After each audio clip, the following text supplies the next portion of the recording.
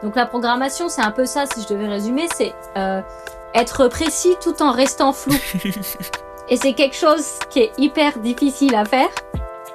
Et c'est là que des fois, je me dis « Ah, j'aurais bien envie d'aller un peu plus loin. » Mais tu ne peux pas, tu ne dois pas, surtout pas.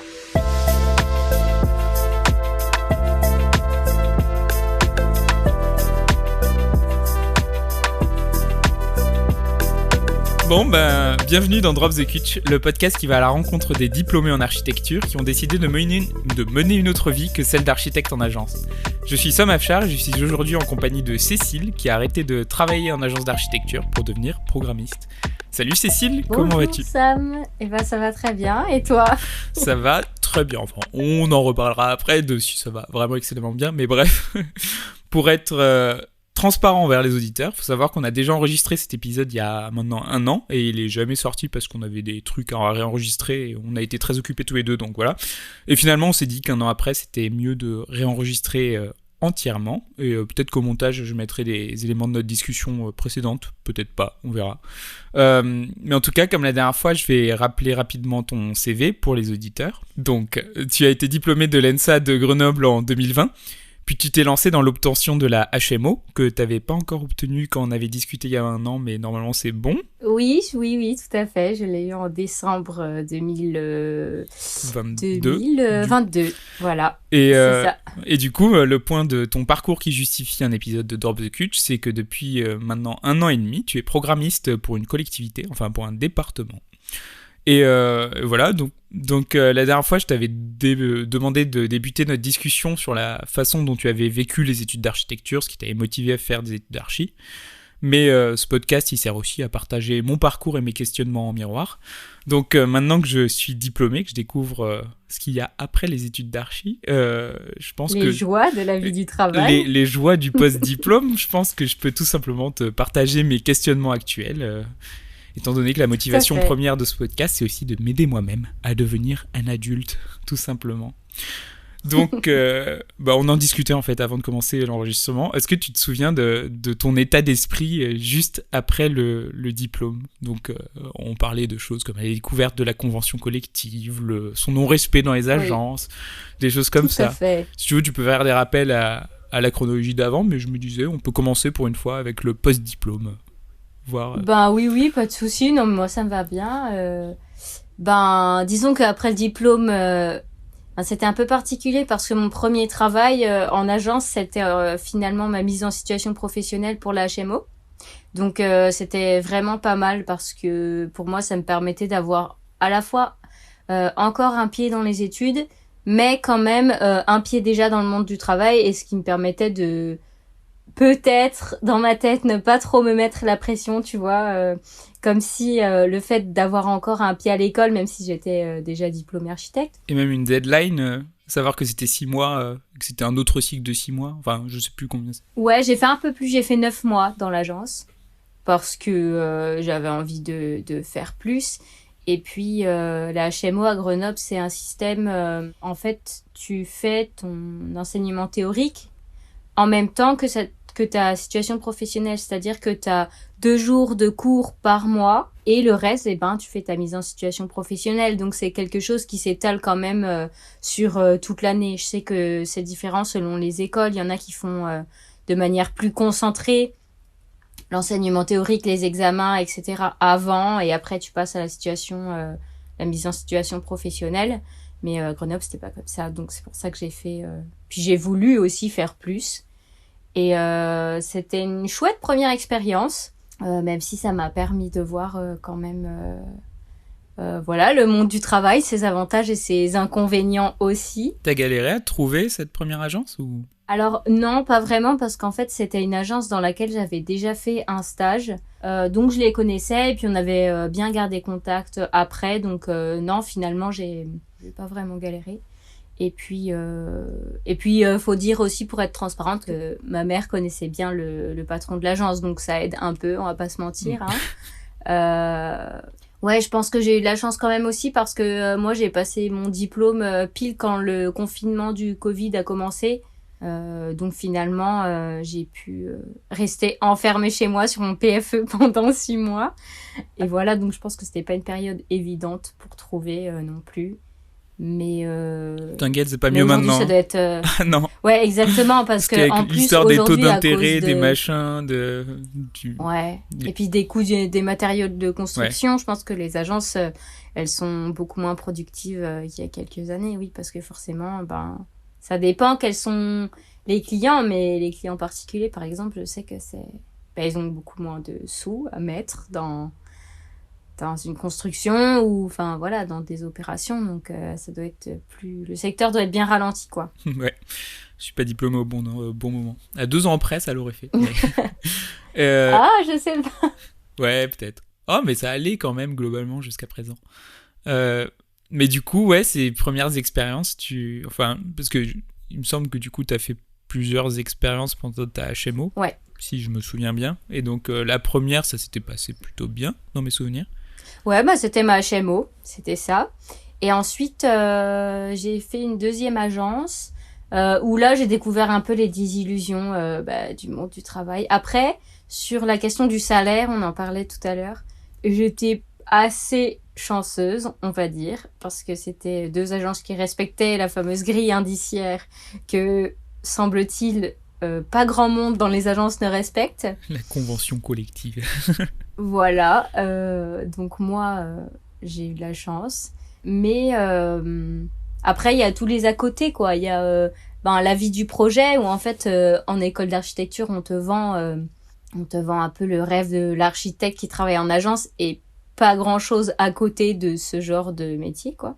Et oui, ce que tu fais à l'école, c'est vrai que c'est vachement stimulant, quoi. Tu vois, les projets, t'es dans ton truc, que ce soit en groupe ou en solo, t'as le temps, en fait, c'est ça aussi, tu vois. T'as pas la pression de la rentabilité d'un projet, etc., même si c'est la réalité de la vie et du monde du travail, hein. Mais je suis persuadée qu'on peut aussi travailler autrement. Et c'est vrai que dans les agences, je me sentais quand même...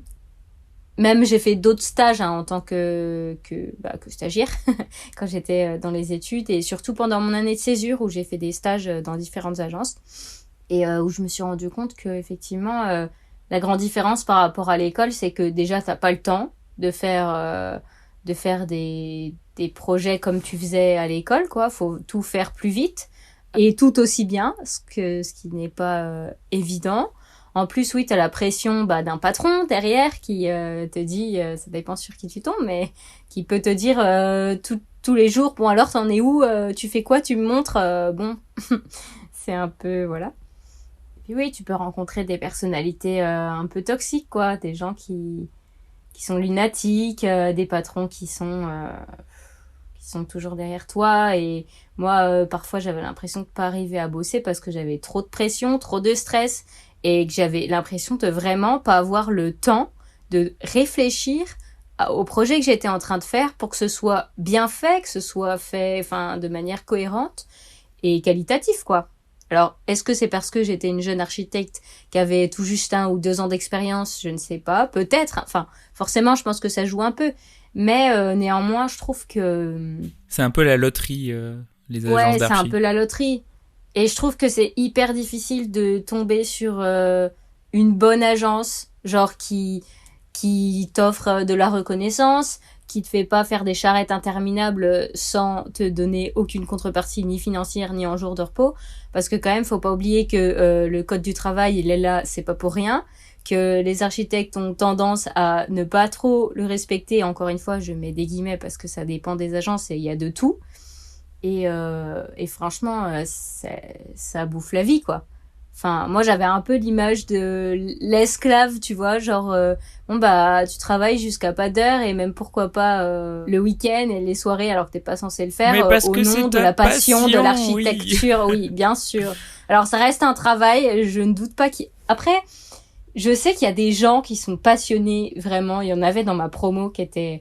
et qui sont toujours passionnés, voilà, et qui peuvent passer... C'est vraiment leur passion, quoi. C'est leur vie, quoi.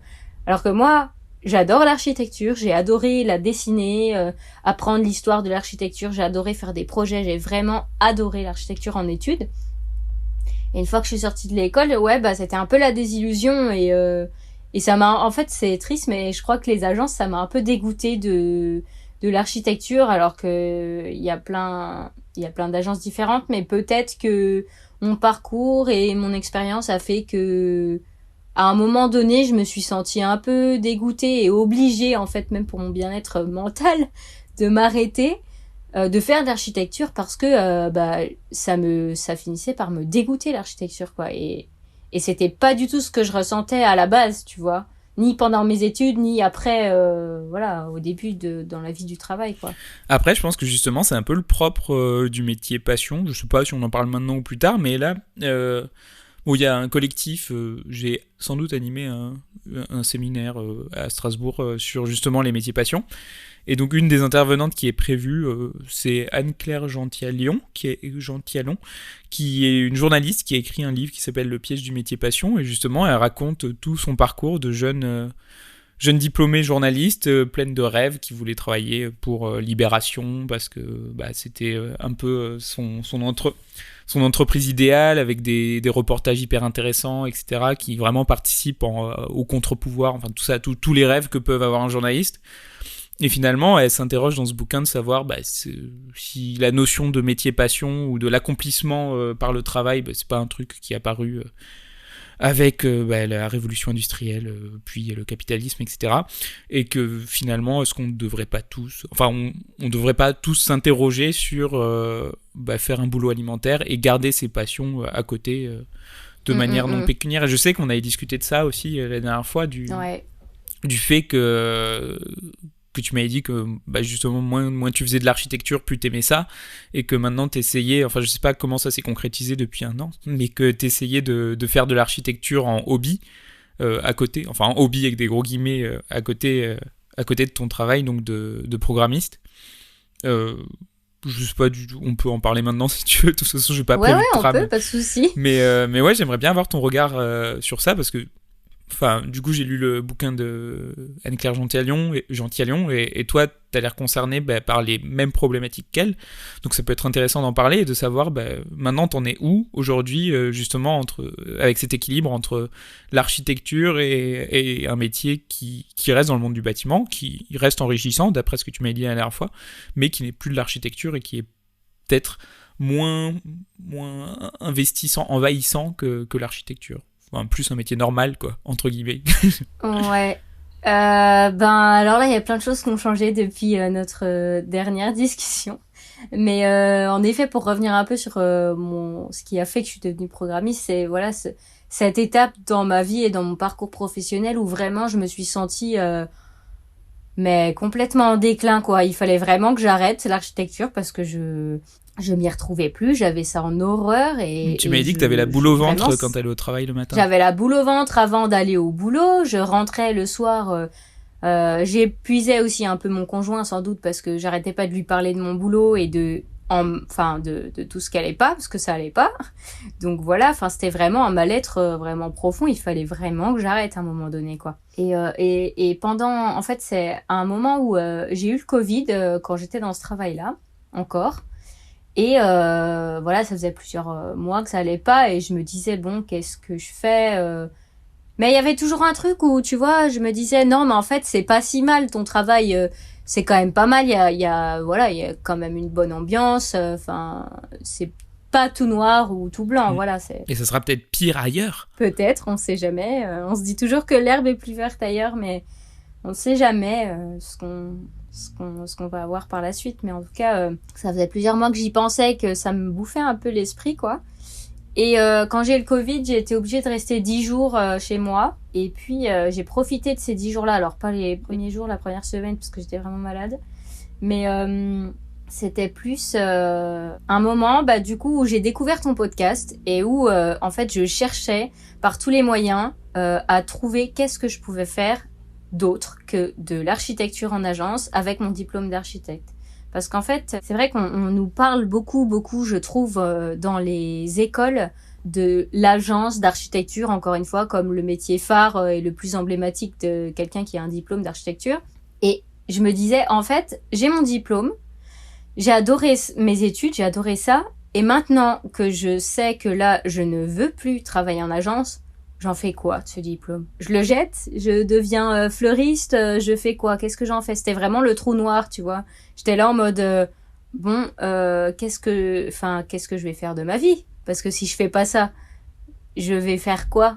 Surtout que, voilà, pour parler un peu de mon histoire, quand même, ma famille s'est investie, et surtout ma mère, pour me payer ces études-là. Donc je me voyais mal lui dire, merci, c'était chouette, merci d'avoir investi tant de temps, d'énergie et d'argent aussi pour ces études. Mais finalement, je vais pas faire ça. Je me sentais vraiment super mal et je ne savais pas ce que j'allais faire de ma vie, quoi. Sans ça. En fait, cette culpabilité aussi, je pense que ouais, exactement. Elle est due au fait que, enfin, t'en parlais, que on a l'impression que après des études d'architecture, on doit travailler en agence, mais les écoles, elles le disent peut-être pas suffisamment, mais en fait tout est dans le titre, c'est qu'on a des études d'architecture et pas des études d'architecte. En fait, la HMO, c'est plus des études d'architecte, mais les 5 ans de master, c'est des études d'architecture et je trouve ça, c'est pas encore clair et ça demande vraiment de... Enfin, moi, ça m'a pris du temps à le comprendre. Je pense qu'avant le master, avant de lancer Drop the Code, j'avais pas compris la nuance entre études d'architecte et études d'architecture. Donc, ouais, si ce podcast permet de faire comprendre cette nuance. Oui, moi je te l'avais déjà dit à l'époque et je te le redis maintenant. Franchement, bravo pour ce que tu fais et je pense que t'aides beaucoup de gens et franchement c'est super parce que moi j'étais vraiment dans un état lamentable. Je me disais mais qu'est-ce que je vais faire de ma vie? C'était la dépression, quoi. J'étais vraiment... Et puis comme tu dis, c'est exactement le bon mot, c'est la culpabilité et le deuil aussi. Parce que moi je me disais il faut que j'arrête de culpabiliser, il faut que j'avance. Et au lieu de pleurer sur mon sort et de me dire qu'est-ce que je vais faire de ma vie, faut commencer par faire le deuil de cette image qu'on t'inculque un peu à l'école d'architecture que t'as le diplôme pour finir en agence, parce que en fait si c'est pas ça ta voie, si c'est pas ça qui te rend heureux ou au moins qui ne te rend pas malheureux, tu te dis je peux rien faire d'autre avec ce diplôme et il faut que je recommence des études peut-être, ou enfin voilà. Et voilà, j'ai commencé par faire le deuil. Et pour faire le deuil, ce qui m'a aidé, c'était un peu de me dire, déjà, premièrement, c'est pas parce que je suis dégoûtée aujourd'hui que j'y reviendrai jamais. Parce que j'ai adoré mes études, etc. Et deuxièmement, faut que je me bouge pour trouver des réponses. Donc, j'ai trouvé ton podcast. J'ai été sur le groupe Primo Archi, qui est un groupe, très connu de la communauté des architectes, ou en tout cas des gens qui ont fait des études d'architecture, ou qui font encore, d'ailleurs. Et j'ai demandé, j'ai posé la question, j'ai dit simplement, je suis une architecte un peu perdue, je ne me sens pas ma place dans une agence, j'aimerais avoir des témoignages, s'il y en a dans ce groupe, des personnes qui ont le diplôme d'architecture mais qui ne sont pas architectes en agence parce que, pour être honnête, je ne sais pas ce que je vais faire si je ne fais pas ça et pour autant je ne me sens pas à ma place en étant architecte en agence, quoi. Et d'ailleurs, je remercie toutes les personnes bienveillantes qui m'ont répondu à ce moment-là, avec qui j'ai eu des discussions hyper intéressantes. Donc, il y avait eu des architectes qui travaillaient dans des bureaux d'études, une AMO, je me souviens très bien. En plus, on avait discuté salaire, parce que c'est quand même un point aussi épineux un peu de notre profession, surtout quand on commence. On s'attend faut bouffer et payer un appart, quoi. Donc, ouais, et puis voilà, entre la grille, tu vois, de la convention collective, qui est censée être respectée, c'est ce qu'on te dit à l'école, faut qu'elle soit respectée, etc. Nanana, et puis la réalité toi, on te le travail, disait à l'école, moi, on m'en a jamais parlé. Ouais. Là, c'est en HMO qu'on m'en parle, c'est pas pendant le master qu'on en a parlé. Donc, ceux qui n'ont pas fait la HMO, ils ont aucune idée, par exemple, que t'es censé avoir un coefficient 320 en archi junior, quoi. Mais du coup, comment t'en es arrivé à programmiste c'est en discutant avec un programmiste ou l'AMO, justement Alors, surtout l'AMO. Et en fait, je me souviens, je me suis rappelé d'un cours qu'on avait eu en HMO, où effectivement, on nous présentait les différents métiers hors agence d'architecture. Donc, je trouve que c'était assez succinct, même si c'était hyper bien de le faire. D'ailleurs, c'était pas un cours, il me semble que c'était plusieurs cours, où il y avait plusieurs intervenants qui faisaient autre chose que de travailler en agence. Donc c'est déjà une bonne initiative, mais je m'étais rappelé de ce cours et je suis allée me replonger dans mon cours de HMO de programmiste, voir un petit peu ce qu'elle nous avait dit, c'était une intervenante. Et en fait, je sais pas pourquoi, mais même à ce moment-là où j'étais sûre que j'allais finir en agence, quoi, et que c'était mon truc, ça m'avait vachement interpellée, ce métier-là. Et je me suis dit, en fait, pourquoi pas?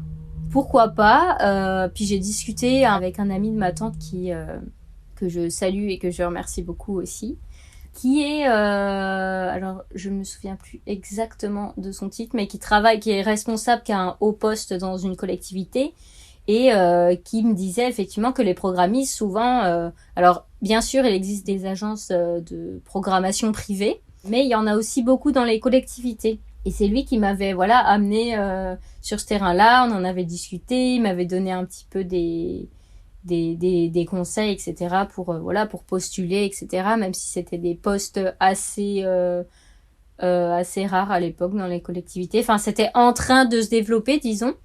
Et puis, franchement, tout s'est très bien goupillé pour moi. Donc, je me dis que c'est un peu le destin. Tu vois, j'ai eu le Covid, j'ai eu cette grosse...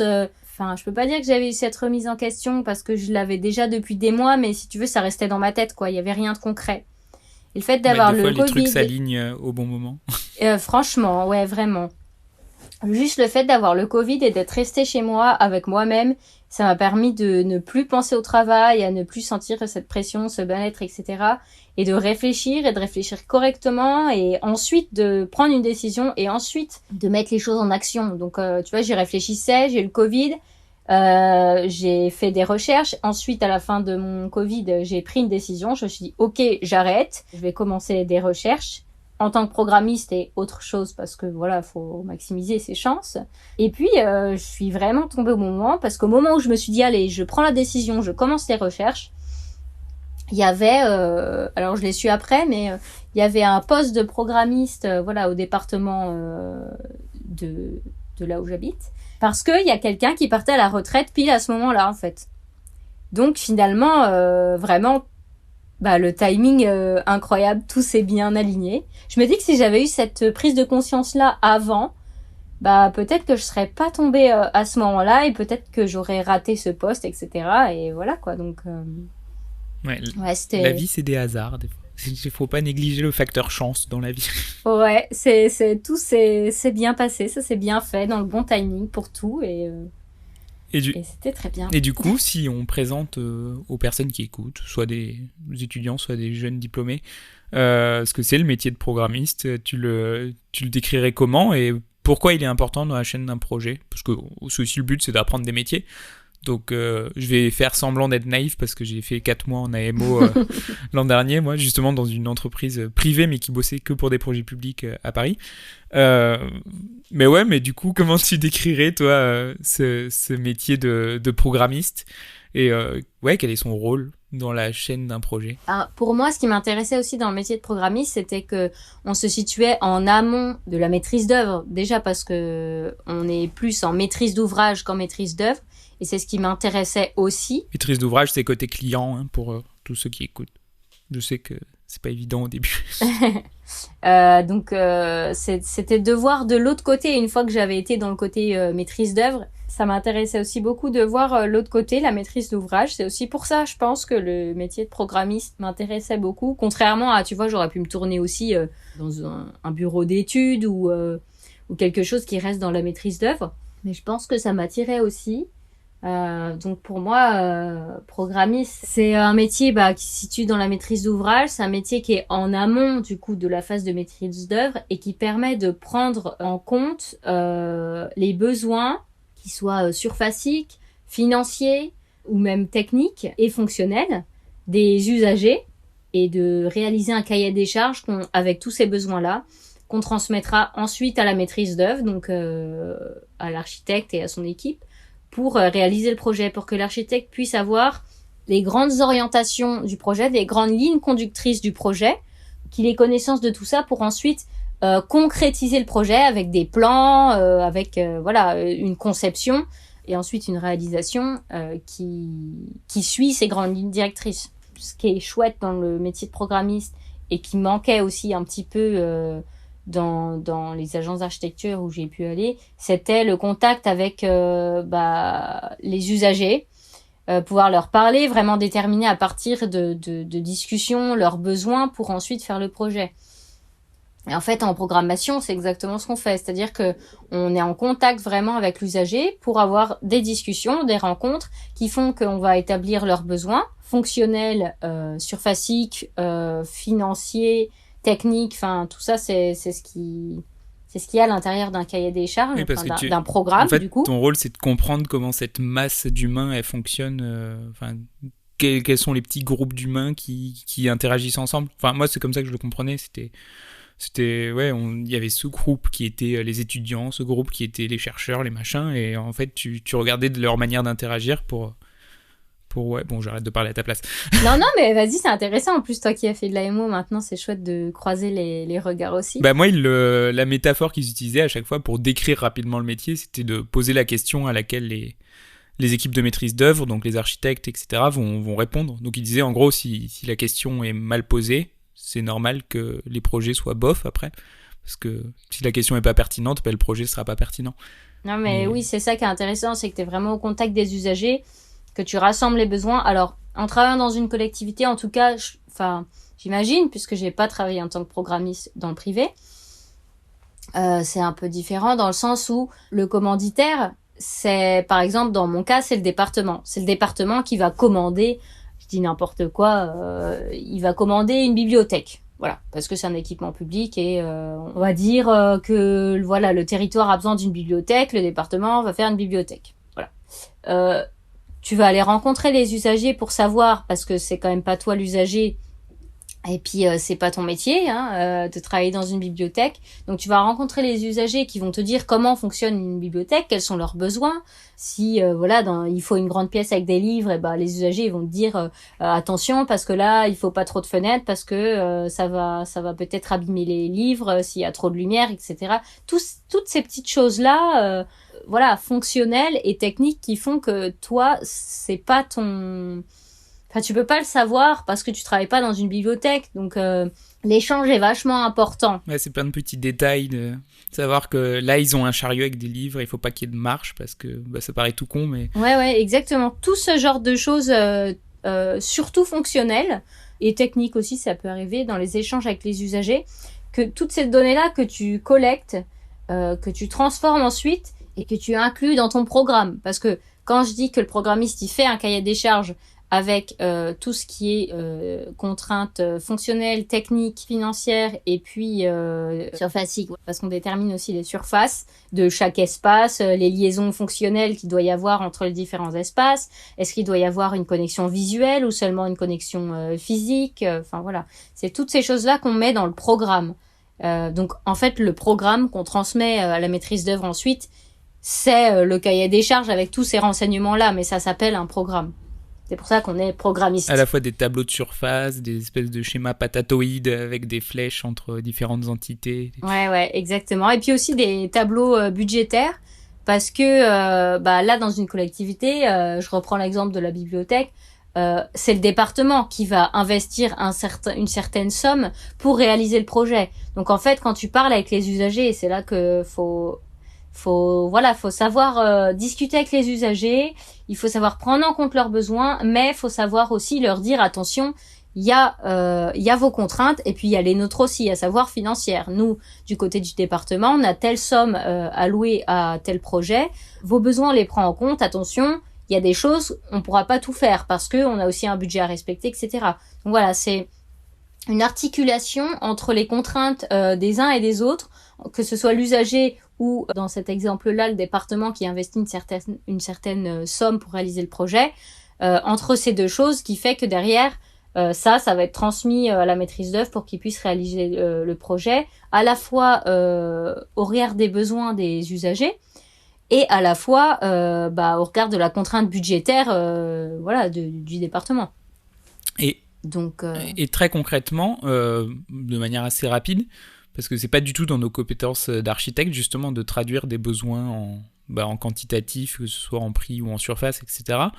Comment on fait, enfin je sais à peu près moi, mais comment on fait justement pour traduire ces besoins en surface? Alors en surface, alors ça dépend des secteurs, mais t'as certains secteurs qui ont des référentiels qui sont faits, par exemple, pour les collèges, parce que le département fait les collèges, la région, les lycées, etc.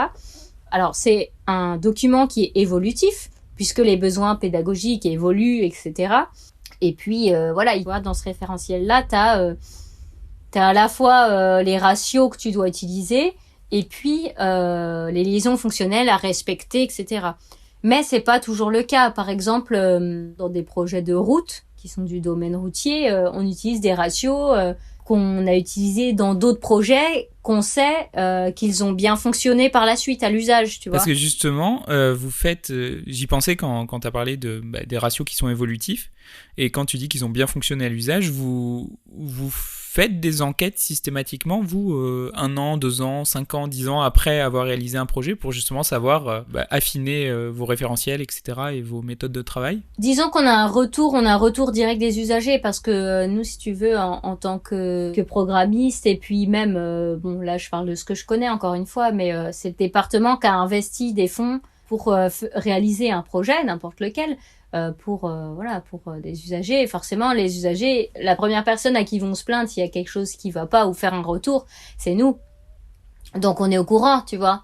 Et par exemple, si un vestiaire est trop petit, ou que à un endroit il y a pas la surface nécessaire, ils vont nous faire un retour, ils vont nous dire là il y a un souci, on est trop de personnes pour un espace qui est trop petit, etc. Et puis nous après on va évaluer à l'aide de ratios et de calculs, etc. aussi ce qui ne va pas. S'il se trouve que tout va bien mais qu'à l'usage ça va pas, on réinterroge à ce moment-là le ratio qu'on a utilisé.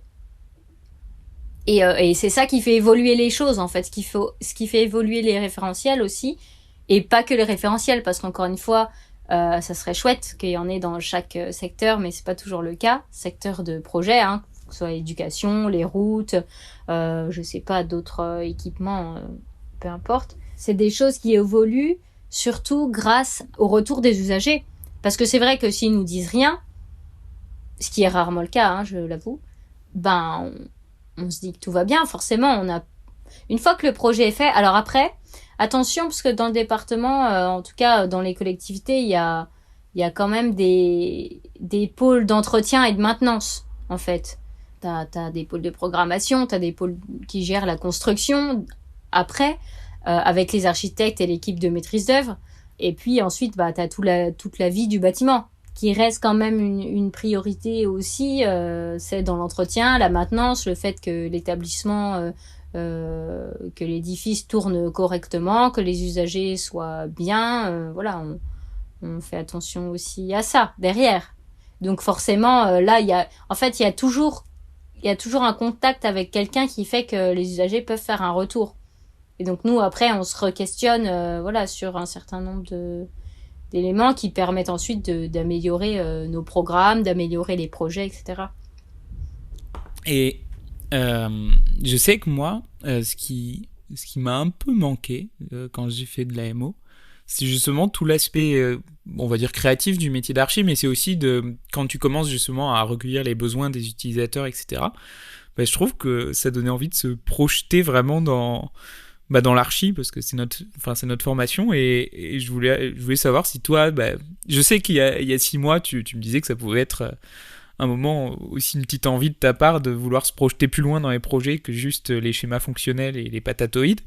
Mais est-ce que maintenant c'est toujours le cas ou pas? Moi je sais que c'était le cas en 4 mois d'AMO, que des fois, quand tu bosses sur la bibliothèque Sainte-Geneviève à Paris, t'as envie, tu te dis c'est génial, c'est un monument historique, là c'est trop bien, j'imagine ça. Et effectivement, c'est quelque chose qui me titille un petit peu quand on est à ce niveau-là du projet, tu vois.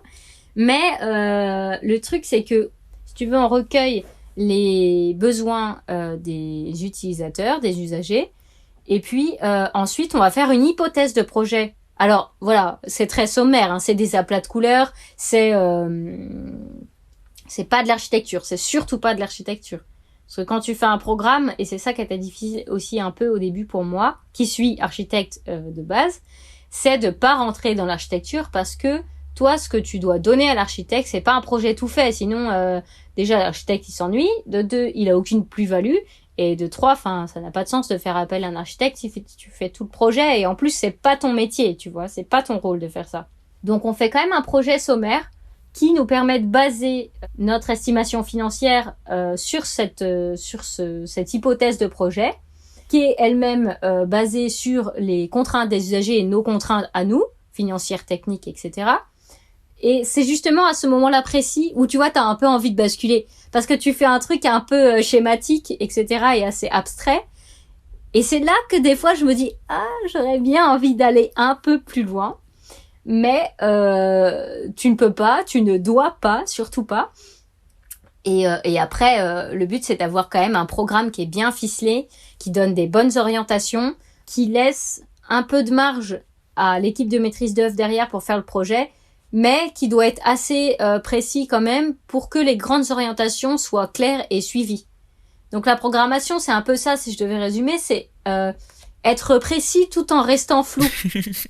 Et c'est quelque chose qui est hyper difficile à faire, surtout quand t'es architecte de base. Et en plus, en tant qu'architecte, on a été habitué et on a été formé pour traduire toutes nos idées graphiquement, écrire le moins possible. Alors qu'en programmation, c'est l'inverse. C'est-à-dire que ton programme, c'est quelque chose qui est écrit. C'est un programme, ça peut faire 60 pages, même plus. Mais bon, l'idée, c'est pas de faire un pavé non plus, mais ça dépend des projets, évidemment. Mais voilà, tu écris 60 pages de contraintes techniques, de tableaux de surface, de contraintes fonctionnelles, de contraintes surfaciques, etc. Surtout quand tu es dans un existant. Et ça, il faut que ce soit suffisamment précis pour que l'architecte, il ait en tête toutes les contraintes qu'il y a à prendre en compte.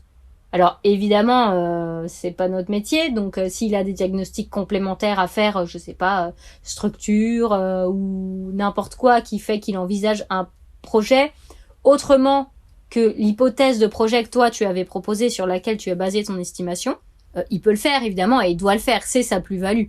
D'ailleurs, moi je me dis personnellement souvent que l'hypothèse qu'on propose à la fin dans le programme et sur la base de laquelle on transmet nos grandes orientations à l'équipe de maîtrise d'œuvre, ça sera sûrement pas ça que l'architecte fera. Parce que c'est son métier, parce qu'il a, il a des choses en tête, etc. Il y a un regard bon, après, moi, personnellement, c'est un peu différent parce que j'ai architecte de base, mais en tant que programmiste, vraiment, c'est pas mon métier de faire ça. Donc l'architecte, sa plus-value, c'est ça, c'est d'avoir toutes les contraintes du projet en tête grâce au programme et grâce au travail du programmiste pour proposer un projet ensuite qui ne sera sûrement pas ce que nous on avait imaginé. D'ailleurs, il y a quoi comme type de profil dans ton équipe de programmistes par exemple? Parce que toi t'es architecte, mais les autres ils viennent d'où en termes d'études? J'ai une collègue qui est ingénieure. J'ai une collègue qui travaillait dans la fonction publique aussi, en tant qu'ingénieur aussi. Et puis là, j'ai un nouveau collègue qui est arrivé. Je sais pas exactement son parcours parce qu'il vient tout juste d'arriver. J'ai pas eu le temps de trop discuter de ça avec lui. Mais lui, ça fait 30 ans qu'il est programmiste, donc voilà. Mais je sais pas du tout d'où il est parti pour devenir programmiste. Par contre, ça, je saurais te dire. Mais en tout cas, dans les collectivités, t'es obligé soit d'avoir un diplôme d'ingénieur, soit un diplôme d'architecture pour faire de la programmation. En fait, si tu veux, il faut un profil technique pour faire de la programmation, parce que la programmation, c'est pas juste de rencontrer les usagers et de dire ok, il faut que je sais pas, je repars sur la bibliothèque. Il faut que la salle de lecture soit à côté de l'accueil. Il faut que l'accueil soit pas trop près de telle salle parce que ça va faire du bruit, etc., etc. C'est pas juste des contraintes fonctionnelles. Dans la programmation, il y a aussi toute la partie technique du bâtiment où on doit avoir des diagnostics qu'on donne ensuite avec le programme aussi à la maîtrise d'œuvre. Des diagnostics amiantes si c'est un vieux bâtiment, des diagnostics études de sol, des diagnostics, des études géotechniques. Bref, t'as toute une partie vraiment technique où t'as des diagnostics qui sont faits. Alors c'est pas toi qui les fais évidemment, hein, chacun son métier, chacun son expertise. Mais toi en tant que programmiste, tu dois aller te questionner sur est-ce que ces diagnostics ils sont faits, s'ils sont faits, est-ce qu'ils sont positifs ou négatifs. Dans ce cas-là, par exemple, tu fais un diagnostic amiante. T'en as un sur un bâtiment que tu dois réhabiliter. tu le sais qu'il y a de l'amiante à tel endroit, dans ton programme, tu dois le dire. Le maître d'œuvre doit être au courant. Et tu dois lui joindre le diagnostic amiante des experts en annexe de ton programme, tu vois, pour dire, voilà, attention, dans ce bâtiment, il y a de l'amiante à tel endroit. Attention, le maître d'œuvre veillera à solutionner ce problème, etc. Enfin, tu vois, t'as aussi dans le programme toute une partie technique. Voilà, c'est pas juste tu rencontres les usagers, les contraintes fonctionnelles, etc. Mais moi, je savais pas tout ça. Enfin, je veux dire, je me considère pas comme une architecte expérimentée déjà parce que j'ai que deux ans d'expérience en agence d'architecture. Hors stage et tous les trucs que tu fais à l'école, quoi. Hein. C'est vraiment 2 ans purs de vie en agence. Donc déjà, en tant qu'architecte, c'est rien. Pour être un architecte bien dans ses baskets, et je pense qu'il faut au moins 10 ans. Ouais, les gens ils disent 50 ans, donc... ouais, voilà. Donc je sais pas, j'ai l'impression qu'on sera jamais architecte. Peut-être. Mais en tout cas, ouais, j'ai pas beaucoup d'expérience en tant qu'architecte. Et ensuite, je suis pas forcément tombée dans des agences où j'ai eu la possibilité de voir absolument toutes les phases et toutes les étapes, tu vois, de la vie d'un projet, ou même est-ce que c'est normal et que juste si j'avais tenu plus de temps en agence, j'aurais eu la possibilité de découvrir ça. Je ne sais pas trop, je me pose encore la question des fois, mais en tout cas, tu vois, en tant que programmiste et en étant du côté de la maîtrise d'ouvrage, je vois énormément de choses que j'aurais pu voir en agence d'architecture, mais que je n'ai pas eu l'occasion de voir. Et en plus, je les vois de l'autre côté. C'est-à-dire que, par exemple, je monte des jurys de concours. Ah oui, j'ai été un jury de concours côté maîtrise d'ouvrage aussi, c'est assez marrant. Voilà. Bah là, c'est moi. En tant que responsable de projet, hein, je dis moi, mais c'est le département, mais c'est moi qui suis chef de projet sur un projet, on va dire. Je reprends l'exemple de la bibliothèque. Et par exemple, déjà, c'est moi qui vais faire la visite de site, c'est moi qui vais faire les réunions de concertation, etc. avec les usagers. Ensuite, c'est moi qui vais rédiger le programme. Alors, quand je dis c'est moi, c'est à prendre avec des pincettes, évidemment. Surtout quand tu es dans une collectivité, tu as plusieurs strates, tu as une hiérarchie aussi. Et à chaque fois que tu fais quelque chose, ça valide en N+1, ça valide en N+2, ça valide jusqu'au directeur du service. Donc, déjà, c'est une collectivité, ça porte bien son nom, tu n'es pas tout seul. Après, là, on discute nous deux, je parle comme ça, mais du coup, je vais faire le programme. Ensuite, il va falloir aller faire monter les marchés. Donc les marchés, c'est-à-dire que tu vas aider le service marché, parce que tu as un service marché qui fait, encore une fois, chacun son métier, toute la partie administrative et juridique, tu vois, tous les contrats, etc. Mais dans ces papiers-là... J'avais pas compris, moi, au début de ma vie en AMO, ce que c'était concrètement les marchés, mais ouais, c'est le type de contrat, le type de... justement, de séparation des contrats, si tu sépares les lots, les choses comme ça. Bon, voilà, ça c'est plus pour les auditeurs s'ils sont perdus. Dans les marchés, tu vois, t'as les CCTP, t'as les CCAP, t'as toutes ces choses-là que moi, j'avais jamais vues en archi. Je savais que ça existait, ça, on le voit un peu mais en voilà, HMO, pour le coup. Enfin, je sais que... Alors, après, moi, ça dépend j'ai pas des trop cours, le souvenir. Mais nous, on a justement une dame qui est qui travaille au service, qui est AMO à l'Eurométropole de Strasbourg, et justement, elle nous présente ce qu'il y a dans les marchés, les choses comme ça. Après... En vrai, j'ai envie de te dire que c'est cool de le voir de manière théorique, mais tant que tu t'appropries pas le truc et que tu fais pas l'expérience de monter un document comme ça, ou en tout cas de participer à l'élaboration du truc et voilà, tu te rends pas trop compte ce que c'est vraiment et ce que ça engendre si tu fais une erreur ou voilà, tu vois. Mais de manière générale, je trouve que c'est ça qui est intéressant en AMO, c'est d'avoir une vision beaucoup plus étendue sur le projet, parce que toi c'est de la programmation, donc je sais pas quelles sont justement les bornes de cette mission, mais moi j'étais en AMO et je savais que dans l'entreprise où j'étais, on allait justement de l'élaboration d'un schéma directeur immobilier, donc sur du très long terme. On faisait de la programmation, on suivait, enfin je dis on par abus de langage, j'étais là que 4 mois, mais justement les jurys de concours, donc la passation des marchés, on suivait les chantiers, on suivait la livraison, Et ensuite, il y avait aussi un suivi de l'exploitation dans certains types de marchés. Il y avait un suivi pour voir si le bâtiment était bien exploité. Et du coup, on se rend compte que finalement, dans la chronologie d'un projet, l'intervention de la maîtrise d'œuvre, donc des équipes d'architecture et bureaux d'études, en fait, c'est une petite partie dans la chronologie d'un projet. Et donc, je trouve que c'est intéressant d'avoir ce regard justement en AMO qui est un peu qui rend un peu plus humble sur la place de l'architecte, parce que Exactement, ouais, c'est ce que j'allais dire. je trouve qu'en école d'archi, on a l'impression que l'archi est le dieu du projet, et en fait, l'archi est juste un intervenant. Enfin, je sais que les archis détestent qu'on dise qu'ils deviennent des intervenants du projet, mais concrètement, c'est de plus en plus vrai. Je sais pas si c'est pour le meilleur ou le pire, mais concrètement, les archis, aujourd'hui, les agences d'archi deviennent juste un maillon du projet, un instant T, et voilà, pour une mission précise. Oui, c'est ça. Nous, en tout cas, dans ma collectivité, on va, je peux pas dire de la programmation parce que t'as quand même une phase en amont où effectivement on élabore parfois des schémas directeurs, voilà, pour tel ou tel domaine. Mais c'est du début, enfin dès lors qu'on décide qu'il y a un projet, jusqu'à l'entretien et la vie du bâtiment. Donc oui, on fait vraiment tout et effectivement c'est une vision hyper étendue. Et je trouve ça vachement chouette, contrairement à quand t'es vraiment en architecture et que tu fais vraiment que ça. Ça te permet de voir tous les instants de la vie d'un projet, toutes les grandes étapes dont l'architecture fait partie, est une grande étape, mais pas que. Et comprendre les contraintes aussi, pourquoi le programme est rédigé de cette façon, etc.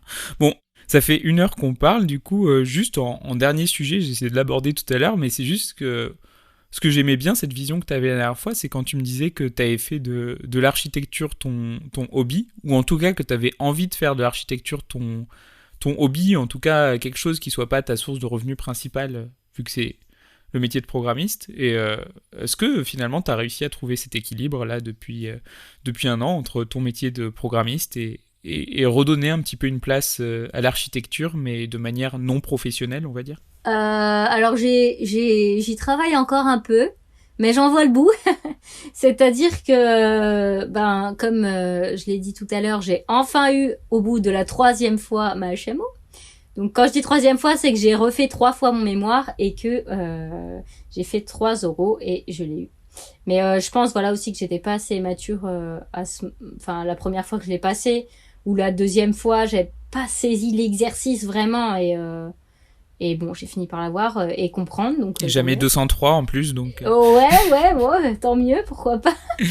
Bref, en tout cas, j'ai eu ma HMO et là, l'idée, c'est de monter ma micro-entreprise d'ici janvier, en m'inscrivant à l'ordre, etc., pour avoir ce côté architecte et ne pas perdre mes compétences, parce que malgré tout, ça fait déjà 1 an et demi que je fais plus vraiment de projet d'architecture, donc j'aimerais y revenir, ne pas perdre mes compétences, mais que ça reste un choix, tu vois, dans le sens où j'ai déjà mon travail de programmiste, j'ai déjà un salaire fixe, donc c'est pas périlleux entre guillemets financièrement de me lancer là-dedans.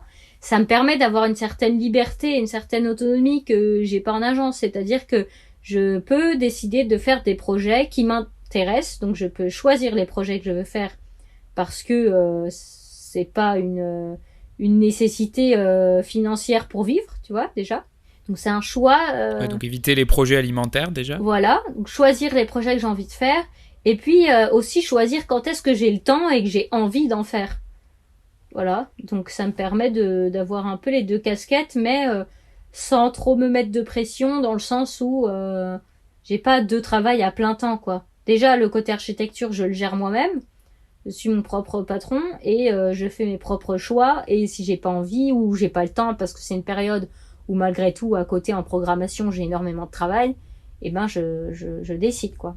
Voilà. Et puis à côté de mon métier de programmiste, je peux prendre le temps de lire des livres sur l'architecture, de regarder des documentaires, éventuellement de prendre des vacances pour aller faire des chantiers participatifs, tu vois, ce genre de choses, dans le sens où comme j'en fais plus de l'architecture en tant que métier, ça me manque et j'ai envie d'y retourner, mais comme j'ai envie, quoi. J'ai pas envie de me mettre la pression de de retourner en agence et de me dire ah mince, faut vraiment que je fasse ça et vite et trucs, et j'ai envie de prendre ça comme un hobby, oui. Un hobby et de retrouver cette passion entre guillemets, pardon, que j'avais perdue en faisant de l'architecture mon métier à plein temps. En fait, j'aime bien cette vision, c'est pour ça que j'ai envie que cet épisode y sorte. C'est vraiment que c'est quelque chose... ça serait presque hérétique de dire ça en école d'archi, faites de l'architecture votre hobby, et après vous faites un métier qui vous assure des revenus à côté. Du coup, je trouve ça vraiment, vraiment cool comme mentalité. C'est vraiment cool. J'ai pas entendu beaucoup de gens qui raisonnaient comme ça, donc merci pour ça. Après, je pense que tout part de mon traumatisme dans les agences, tu vois.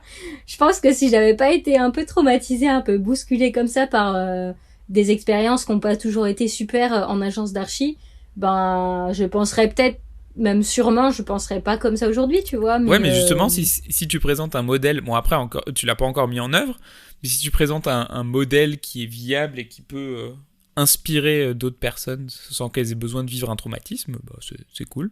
Enfin, moi, ça me donne vraiment envie de faire ça. Hein. Donc, disons que c'est un peu dommage quand t'as fait 6 ans d'études, 5-6 ans d'études en archi, que t'as adoré ça et que finalement t'en deviens, en sortant de l'école, à être dégoûté et à te demander ce que tu vas faire de ta vie parce que ça correspond pas à l'image type de l'architecte qu'on t'a donné à l'école, quoi. Je suis bien d'accord. Est-ce qu'il y a quelque chose que tu veux rajouter ou pas? Moi, je sais qu'en général, je demande aux personnes que j'interviewe s'ils avaient quelque chose à...